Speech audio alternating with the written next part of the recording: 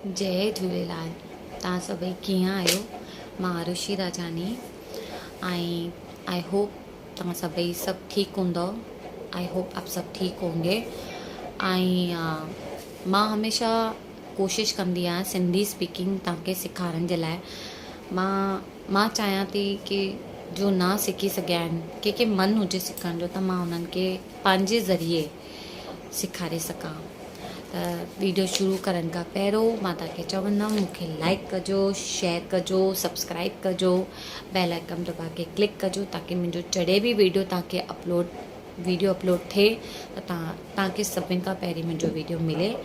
ऐं कुझु बि अगरि तव्हांखे मूंखां कुझु पुछिणो हुजे या तव्हां चाहियो था मूंखे हे सीखना है तो तव्हां मूंखे डिस्क्रिप्शन में ज़रूर लिखी करे पढ़जो।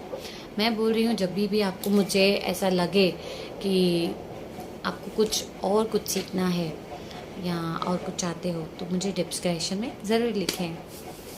आज का टॉपिक रहेगा सिंधी में, आप चाहिए तो लिख लो। मुझे ये मारती है भाई। अभी भाई बहन रहते हैं ना, हम लड़ते हैं तो हम सिंधी में क्या बोलेंगे? मुखे हे मारन दिया, या भाई रहेगा हे मुखे मारे तो।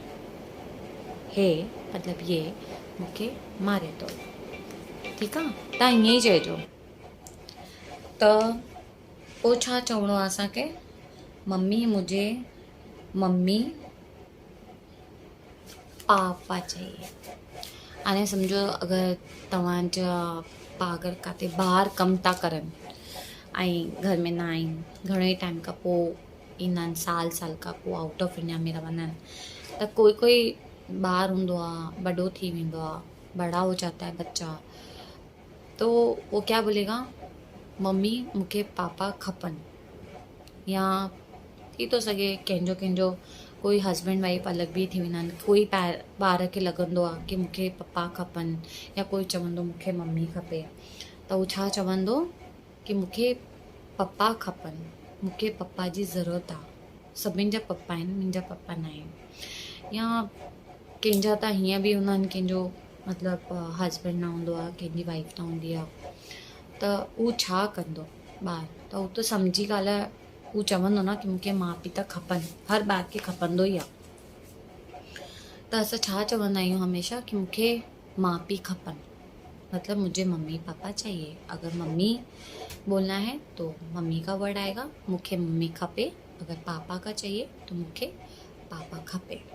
खपे मतलब चाहिए, ठीक है? मेरे भाई बहन कहाँ हैं?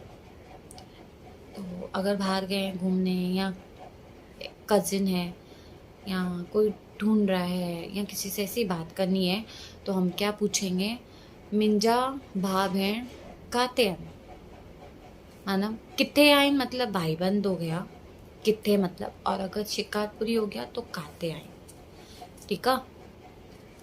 या अगर कोई बाहर गया है तो किसी को पूछना है कि अरे सौरभ काथे वियो आहे, अरे धीरज काथे वियो आहे, मतलब किथे विया आहिनि, पूछना हो कहाँ गए हैं, तो ऐसे जवाब देना है।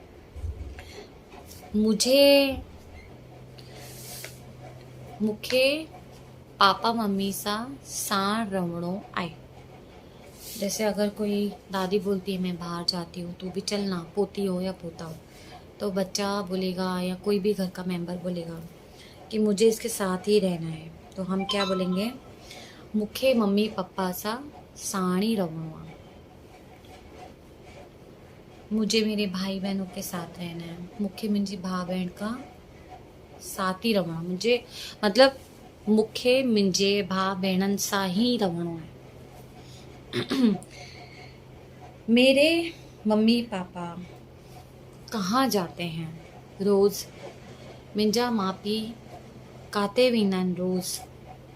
तो सामने वाला क्या बोलेगा? कम ते वेंदा आहिनि। मम्मी पापा कहाँ जाते हैं? काम पे जाते हैं, ठीक है? हाणे मुंहिंजो हे टॉपिक थी वियो एतिरो। हाणे मां तव्हांखे थोरो कुझु ॻाल्हियूं बि ॿुधाईंदमि जो असां सिंधी कंदा आहियूं। मां त हमेशह इहे ई चवंदी आहियां, पंहिंजे माउ पीउ जी हमेशह ध्यानु ॾियो, उन्हनि खे हमेशह प्यार ॾियो, अगरि उहे टेंशन में आहिनि, डायबिटिक आहिनि, अगरि उन्हनि खे ब्लड प्रेशर लो हाई थिए थो, त हमेशह उन्हनि खे ख़ुशि रखो, उन्हनि खे प्यारु ॾियो ऐं उन्हनि खे किथे मतिलबु अहिड़ी जॻह ते वठी वञो जो उन्हनि खे वणे, या घर में योगा क्लास हो सब रोज़। ताकि खबर तो सिंधी में मैं ऐसे बोल रही हूँ, रोज़ अपने माँ बाप को खुश रखो। अगर वो खुश हैं तो तुम्हारी लाइफ अच्छी चलेगी, लाइफ खुशहाली होगी। अपने माँ बाप को दुखी रखोगे तो तुम भी अंदर से, तुम्हारी लाइफ भी कभी खुश नहीं रहेगी। मतलब मेरा कहना ये है कि हम जब किसी को खुश नहीं रख सकते तो हम खुद खुश नहीं रह पाते। आज नहीं, कल नहीं, हमको ऐसा लगता है कि हमने अपनी लाइफ में हाँ बड़ा अच्छा काम किया है, पर नहीं। अपने माँ बाप को दुखी करके, अपने माँ बाप को डिच करके, पंहिंजे माउ पीउ खे, मां तव्हांखे उहो ई चवंदमि कि हमेशह उन्हनि खे ख़ुशि रखो, उन्हनि खे जो वणे उन्हनि खे आणे ॾियो, उन्हनि खे हर शइ रोज़ हिकु नई शइ उन्हनि जे लाइ करो। जीअं तव्हां उन्हनि खे वॉक ते वठी वञो, हाणे तव्हां छा कजो, ॾींहं में 11 दफ़ा ओम भूर्भुवः स्वः तत्सवितुर्वरेण्यं भर्गो देवस्य धीमहि धियो यो न प्रचोदयात्। तो तव्हां हे ज़रूर कजो, ॾींहं में 3 दफ़ा, दिन में 3 बार आप ये ज़रूर करना।